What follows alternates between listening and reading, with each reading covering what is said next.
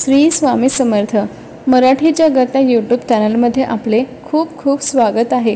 आजचा आपला व्हिडिओचा विषय असा आहे की विद्यार्थ्यांनी अभ्यास केल्यानंतर त्यांचा तो अभ्यास नीट होण्यासाठी, पाठांतर नीट होण्यासाठी, अभ्यास नीट लक्षात राहण्यासाठी आपण काय उपाय करायला हवे, तर व्हिडिओला सुरुवात करूया। तर विद्यार्थ्यांमध्ये अभ्यास हा अत्यंत महत्त्वाचा असतो। अभ्यास हा वर्षभर करून आपल्याला परीक्षेमध्ये तो उतरवायचा असतो। त्यासाठी योग्य वेळी योग्य अभ्यास करून तो लक्षात राहणे जरुरी असते। म्हणून त्यासाठी काही उपाय आपल्याला करायचे आहे। ते म्हणजे विद्यार्थ्यांनी अभ्यास सुरू करण्या अगोदर 5 ते 10 मिनिटे स्वस्थ बसून मन एकाग्र करण्याचा प्रयत्न करावा।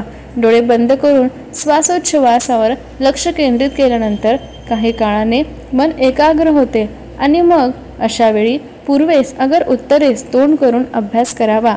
अभ्यास संपल्यावर लगेच गाईच्या तुपाच्या ज्योतीचे त्राटक आपापल्या क्षमतेनुसार करावे। अभ्यास पूर्ण लक्षात राहील। तसेच विद्यार्थ्यांनी गळ्यामध्ये 4 मुखी रुद्राक्ष घालावे।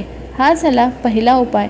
दुसरा म्हणजे मनाची एकाग्रता किंवा वाचलेले लक्षात राहण्यासाठी आपल्याला आपल्या डाव्या हाताचा अंगठा, तर्जनी व मध्यमा अशी 3 बोटे एकत्र करून उजव्या हातात पुस्तक धरून ते वाचावे।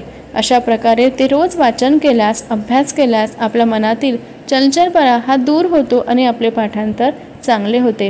हे शास्त्रीय दृष्ट्या सांगितलेले उपाय आहेत। हे उपाय करून बघा आणि मग अभ्यास करा। बघा नीट लक्षात राहतो की नाही। ही माहिती तुम्हाला कशी वाटली ते सांगायला विसरू नका आणि अशाच नवीन व्हिडिओसाठी आपल्या चॅनलला भेट देत राहा। व्हिडिओ आवडल्यास व्हिडिओला लाईक करा। धन्यवाद।